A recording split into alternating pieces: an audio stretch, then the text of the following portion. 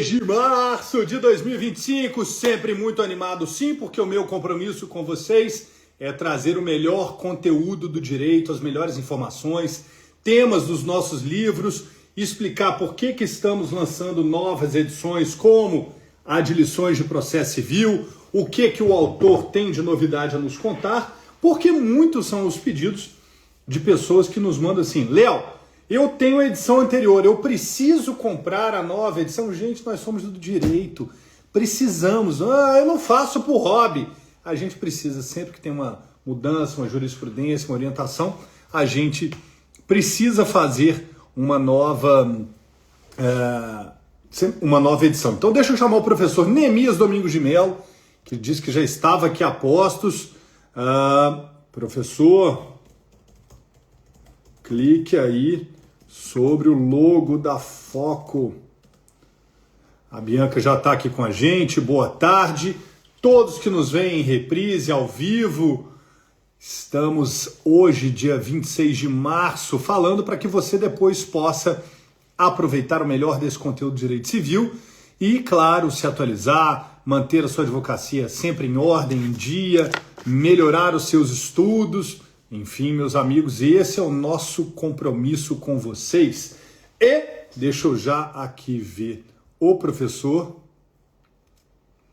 Peraí, deixa eu...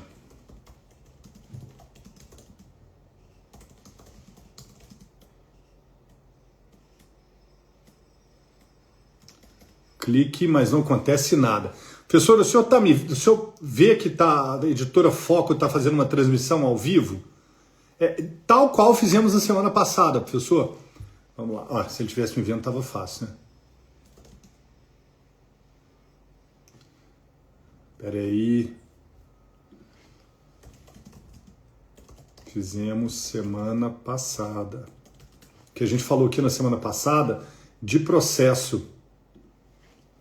E hoje a gente está falando de direito civil. Peraí. Vamos lá, professor. Eu vou conseguir te trazer. Semana passada a gente conseguiu. Não é diferente hoje. Não é? Vamos lá. Deixa eu ver aqui. Aida Raiz Cartório. Pessoal, estou aguardando o professor Neemias Domingos de Mello. Ele vai entrar aqui para nos ajudar, sim. Vamos lá, professor. Estamos aqui ansiosos pelo seu ingresso. Pessoal, eu estou aqui coordenando eles. Vamos lá. Já não lembro mais. Aê, professor! Muito bem.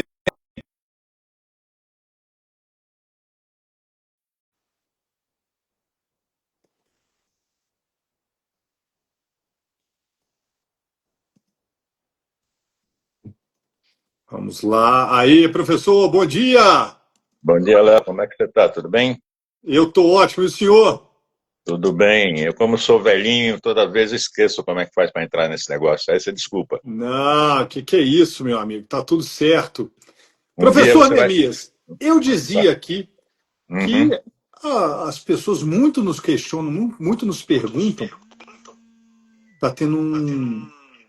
Estamos com dois Instagrams abertos aí.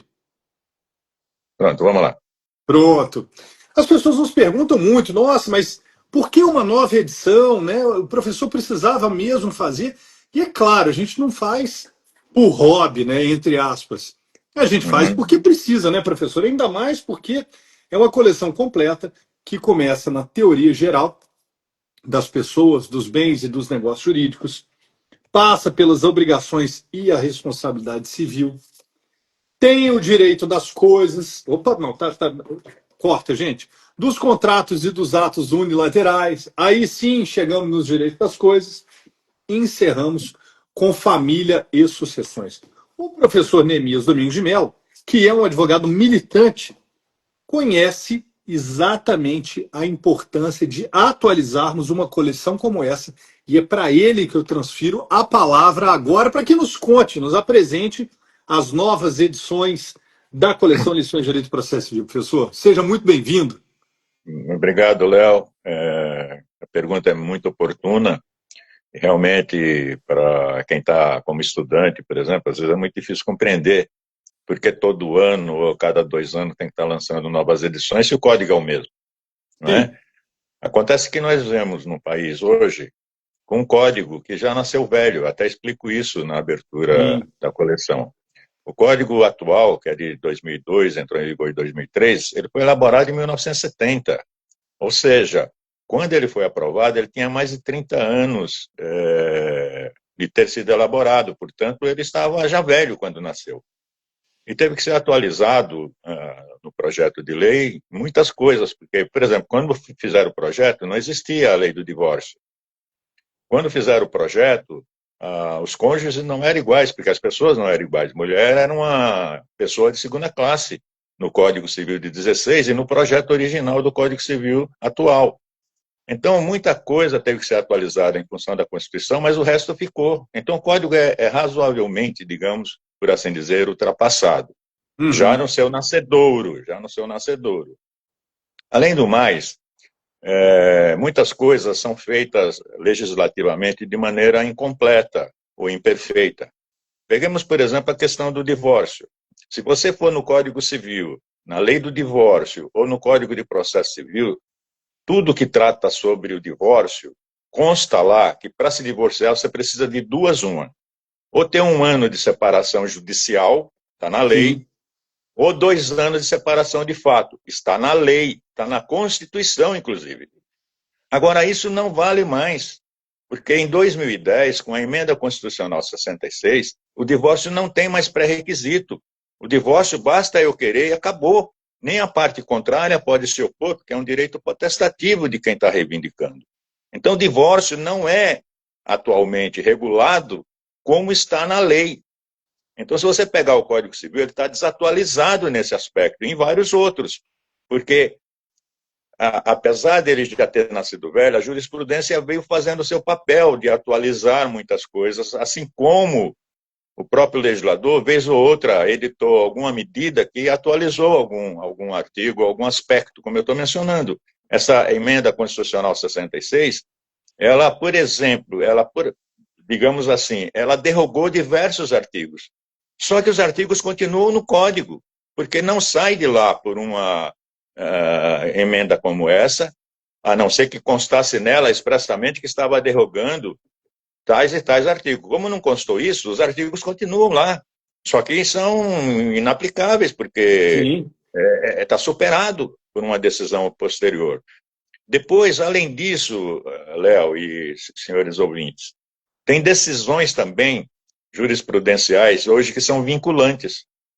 Se são vinculantes, significa dizer que aquela interpretação que o Tribunal Superior, seja ele o STJ, seja ele o STF, tenha adotado, implica obrigatoriamente a todos os magistrados seguirem aquele tipo de decisão. Por exemplo, e além disso, o CNJ, vez ou outra, está editando também portarias, que embora não sejam leis, têm força de lei, não é? Por exemplo, se você for no Código Civil, no Código de Processo Civil, quando fala do divórcio, diz que se houver menor ou incapaz, o divórcio tem que ser obrigatoriamente judicial. Só que vem o CNJ e baixa uma resolução dizendo que não necessariamente. Por exemplo, se a questão de alimentos, se a questão de guarda da criança já tiver resolvida anteriormente, por que eu preciso obrigatoriamente fazer o divórcio judicial? Se as questões no que diz respeito à proteção da criança ou do incapaz já está resolvida judicialmente antes, então é uma questão de lógica, mas não está na lei, entende? Então, esse tipo de situação que o nosso judiciário hoje vive procurando atualizar as leis através da jurisprudência, faz com que a gente tenha que atualizar sempre a obra, porque ela diuturnamente vem em mudanças. E não necessariamente a mudança está somente na lei. A mudança muitas vezes vem por resoluções de órgãos como o CNJ, já mencionado, vem por decisões vinculantes como o STF e o STJ podem adotar, e muitas vezes vem pela jurisprudência, ainda que não vinculante, que vai numa determinada direção. Sei que estou me incendendo, mas quer ver uma outra coisa? Tanto no Código Civil quanto no Código de Processo Civil, a separação judicial ainda está lá regulada em vários artigos. Só que a separação judicial não existe mais. Desde a mencionada emenda 66, não existe mais a separação judicial.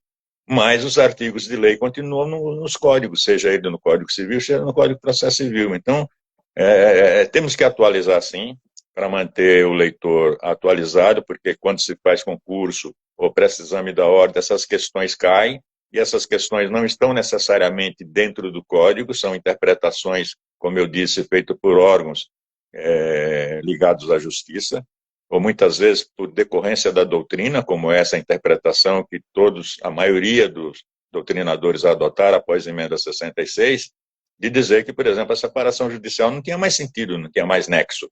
E realmente não tem, porque ela era um pré-requisito para o divórcio. Se eu não tenho mais necessidade de pré-requisito, para que eu vou ter a separação judicial? É uma incongruência. É uma incongruência, com certeza. Mas repito, continua no código.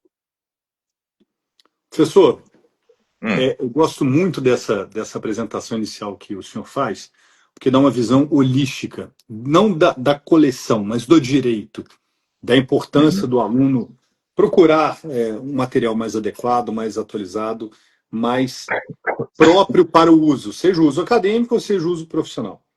E aí, há uma característica na apresentação da sua obra que é o público-alvo para o qual o senhor direciona a coleção.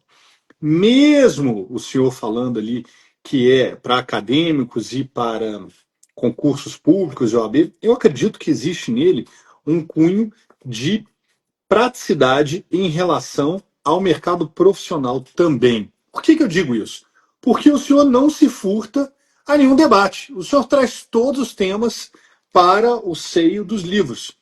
Como é que o senhor percebe esse posicionamento da obra? O senhor fez ali com uma ideia de atingir o OAB e concursos, mas também tenha consciência e humildemente deixa isso de lado, de que o mercado profissional bebe muito dessa fonte aqui. Léo, a ideia do livro, da coleção, na verdade, nasceu da experiência em sala de aula. O direito civil, sem dúvida nenhuma, é o ramo do direito mais complexo. Não é? E de difícil compreensão também.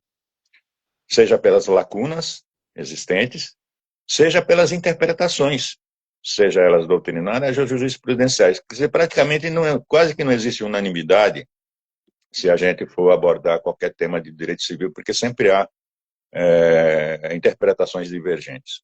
Sim.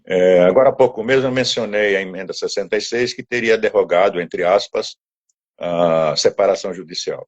Mas olha só, alguns doutrinadores que são, por exemplo, evangélicos, eles continuam defendendo que aquilo deveria existir, porque para eles o casamento não é dissolvido, e uma forma do casal se separar, em termos de responsabilidade, seria a separação judicial. Então, para eles, o divórcio não seria a solução. Mas veja, isso aí é que esse tipo de doutrinador está misturando religião, né, com legislação. São coisas distintas. Mas eu quero com isso dizer que o direito civil não é só a legislação seca. Porque se for só a legislação seca, é falha, Léo. Por exemplo, vamos pegar a responsabilidade civil. Se você pegar o artigo 186 do Código Civil, só fala em dano moral e dano material. Só que, olha, ao longo do tempo, é unânime hoje, praticamente unânime, né? Porque no direito não tem nada unânime, que o dano estético pode existir, independentemente do dano moral e do dano material. Então, veja, uma lesão que eu sofra pode me dar direito ao dano material, que seriam as despesas com o tratamento que eu vou ter que realizar. Vou ter direito a um outro dano chamado estético, para a correção da cicatriz que possa ter gerado. E posso ter também o dano moral, que é o sofrimento ao que eu fui exposto e a situação de depressão pela qual eu possa estar passando em face de, por exemplo, uma cicatriz deformante. Agora, onde está o dano estético no código? Em lugar nenhum. Em lugar nenhum. Quer ver uma outra coisa? O dano reflexo. Não é? O dano que, por exemplo, se eu perder um filho porque alguém dirigindo um automóvel em alta velocidade, na contramão, mata o meu filho, por exemplo. A vítima é ele, não sou eu. Ele é a vítima. Quem sofreu o acidente e perdeu a vida foi meu filho, não eu. Mas eu sofro por essa perda, entende? Então, que dano é esse? Não é porque eu sofri o dano direto, é chamado de dano reflexo. Está na lei? Não. Não está na lei, não está no Código Civil em nenhum outro lugar. Mas isso hoje é pacífico, que é perfeitamente possível uma pessoa sofrer em face de um dano causado a outra. A outra, Não sim. é? E quer ver mais um exemplo? Tem uma teoria chamada perda de uma chance. Não está na legislação, não está no Código Civil. Você não vai achar isso. Já falei, o Código Civil fala em dano material e dano moral. Não fala em dano porque eu perdi uma chance, eventualmente. Então, para você ter uma ideia, se eu passo por vou a um médico, vou pegar o exemplo médico que todo mundo já passou por de sabores em relação ao atendimento médico. Fui no posto, num hospital hoje, com sintomas, por exemplo, de dengue, ou de outra coisa grave, o médico que está lá levianamente diz que eu estou apenas com uma gripe e me dá uma cibalena lá qualquer da vida e me manda embora para casa.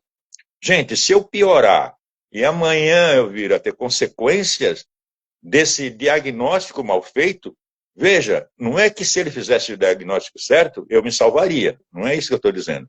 Mas eu, pelo menos, não tive a chance de ter um diagnóstico correto e ter uma tentativa de cura. Isso é chamada perda de uma chance, ou seja, não quer dizer que se ele tivesse me atendido adequadamente, eu estaria salvo. Mas ele não me deu a chance de eu ter uma tentativa de cura. Então, isso no dia a dia é comum, acontece muito. Tem previsão legislativa? Pergunto. Não, não tem. Por isso que eu digo que a minha obra é atual, por isso que eu digo que ela tem essa função de esclarecer o leigo com relação a essas questões, mas não resta dúvida que o profissional que hoje corre contra o tempo e não pode ficar lendo tratados doutrinários, pode encontrar, pelo menos no meu livro, uma síntese fundamental, ou seja, o alicerce. E aí ele quer melhorar a capacitação, entender melhor aquilo, pegue outros livros e leia, mas o meu traz pelo menos a abordagem completa de todos os tópicos importantes no do Código Civil, não só no que é previsto em legislação, como também aquilo que foi criado pela doutrina e pela jurisprudência ao longo do tempo. Maravilha. Professor, dentre os pontos que foram alvo de alguma mudança no último ciclo, né, você destacaria qual que tenha chamado mais a sua atenção em relação às mudanças? Olha, tal como no processo civil, a gente citou um exemplo riquíssimo, né? No nossa live falava das lições de processo civil. No direito civil, qual seria a alteração que o senhor destacaria? Léo, isso aqui foi muito importante das alterações para que as pessoas possam perceber o quão relevante é isso que a gente está falando, né? Uhum. Léo, tem inúmeras, né? Aqui mesmo já mencionamos algumas, por exemplo, com relação ao divórcio, mas também tem com relação à sucessão, tem hoje interpretações e mesmo resoluções do CNJ regulando essa matéria, porque veja, o que está acontecendo, e eu destaco isso em várias passagens dos 5 volumes, é que está havendo uma desjudicialização, por assim dizer. Porque, gente, quando fizeram o Código Civil, aprovado em 2002, e tinha também o Código de Processo Civil da época, que era de 73, tudo era feito na justiça. Uhum. Entende? Um usucapião tem que ser judicial. Hoje não precisa ser judicial, posso fazer em cartório. O divórcio era só judicial, não existia divórcio extrajudicial. Desculpem. Então, o que tem sido feito ao longo desses últimos anos é um avanço muito grande no sentido de dar autonomia às pessoas de resolver as questões, né? Hoje, por exemplo, no Código de Processo Civil, no processo tem uma etapa chamada audiência de conciliação. Conciliação. Para quê? Para quê? Para que as partes mesmo encontrem a solução. A melhor solução não é a justiça impor uma decisão. A melhor solução é as partes conversarem e minimamente se entenderem. Porque Pelo mínimo. veja, não é uma decisão judicial que vai fazer com que o conflito acabe. Não acaba, os olhos vão continuar. Imagine Exato. uma briga de vizinho por uma questão de divisão da terra, ou de barulho, ou de qualquer coisa. Pensa no direito de vizinhança. Se o juiz decidir que o vizinho está errado e que ele vai sofrer uma multa por isso, ou vai ter que pagar uma indenização por isso, Acabou. não quer dizer que melhorou a relação, piorou a relação. Piorou. Então, na verdade, hoje o que está se buscando muito é criar alternativas para que as partes resolvam seus problemas, não necessariamente recorrendo à justiça. Então, a desjudicialização tem crescido muito e é importante isso, Sim. porque ajuda a pacificar melhor as questões, ainda que não pacifique, mas não agrava, não é? Se eu fizer um acordo com você, eu abrir mão de alguma coisa, eu vou sair meio frustrado, porque eu não consegui levar tudo. Mas Sim. não piorei a situação, quer dizer, sabe, não criou um conflito maior do que o que já estava instaurado inicialmente. Além do mais, para uma pessoa de bem, uma pessoa honesta, uma pessoa séria, o processo é um tormento, porque ele se alonga no tempo. E cada vez que a pessoa tem uma notícia sobre aquele processo, é momento de frustração, de tristeza, de angústia. Portanto, se pudermos buscar soluções alternativas para resoluções de conflitos, é muito mais, digamos, muito mais tranquilo, por assim dizer, muito mais ágil e muitas vezes muito menos traumático. Então, essa desjudicialização é, a meu ver, uma iniciativa muito importante aí dos poderes judiciário e legislativo, que está avançando nessa direção. E a previsão de resolução do Código Civil, que foi protocolado agora o projeto de renovação do Código Civil em fevereiro agora, no Senado, né, traz muito dessa inovação, transferindo para as partes boa parte da possibilidade de resolução sem necessidade de recorrer à justiça. Então, acho que essa desjudicialização é talvez o aspecto mais importante que tem acontecido nos últimos tempos e eu sou amplamente favorável a ela. Magnífico. Professor Neemias, eu só tenho a agradecer a sua participação sempre muito agradável. Eu me sinto muito seguro de lhe ouvir sempre, porque o senhor é a voz da experiência, um arrojado, contou para nós no nosso último encontro a sua história com o direito. Então, as palavras finais em agradecimento a quem nos ouve ao vivo ou está nos vendo em reprise, Martins Fontes, site da Amazon, no YouTube pelo Spotify, é de encantamento para com as suas palavras finais. O professor Frederico Glitz parabenizando também, outro autor da FOCA, um querido amigo. Então, as Obrigado. palavras são suas, essas palavras de encerramento, meu professor. Bom, Léo, eu só tenho a agradecer e acho que essa iniciativa de vocês de poder trazer os autores para aprofundar um pouco a questão é importante. Hoje a gente tem que ter em mente que as pessoas têm pouco tempo, às vezes, para pesquisar, né? Não é todo mundo correndo contra o tempo. E a coleção também teve essa preocupação. Então, ao invés de escrever 10 páginas sobre o divórcio, eu escrevo 2, mas eu procuro botar naquelas 2 páginas tudo que tem de mais relevante. Não fico É isso. repetindo 10 vezes a mesma coisa. É isso Se que eu eu queria digo, ouvir. se eu digo que a dissolução do casamento se dá pelo divórcio, chega o que eu estou dizendo. Eu não Acabou, preciso né? botar, olha, mas também o Silvio de Salvenosa disse isso, também o Washington de Barro Monteiro disse a mesma coisa, porque eu estou enchendo linguiça. É. Não é? Na verdade, eu coloco uma postura, tenho a humildade de dizer quando é minha opinião, eu deixo claro, é minha opinião, não é unânime, isso é uma opinião minha, mas eu coloco qual é a opinião contrária também. Para quê? Para que o leitor conheça os dois lados da questão quando existe mais de um lado a ser observado. Lembrando também, né, você já viu isso, em muitas situações eu coloco exemplos, porque às vezes para o cidadão comum, não é para o advogado, mas para o cidadão comum que está entrando hoje na escola do direito e vai ficar 5 anos lá estudando, muitas vezes um exemplo é mais elucidativo do que 10 páginas escritas. Seguramente. entendeu? Concordo. Uso muito desse tipo de coisa como uma forma didática, dirigida, como eu disse, principalmente ao estudante de direito. E só uma coisa para finalizar. Outro dia, numa palestra aí, alguém me perguntou se a coleção já não está nascendo morta, porque tem um projeto de revisão do código. Então eu disse, olha, e repito aqui, o Código de Processo Civil, que era menos problemático e tinha menos questões polêmicas, demorou 5 anos para ser aprovado. E depois teve mais um ano de para entrar em vacácio. vigor. Né? Quem está entrando hoje para fazer direito, provavelmente vai se formar ainda com esse código.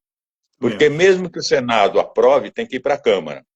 Na Câmara pode ter mudanças. Se tiver mudança, tem que votar pelo Senado para ser aprovada essas mudanças. Depois tem que ir ao presidente da República, que pode sancionar sem ressalva ou pode Aí vai vetar todo o alguma coisa. processo legislativo.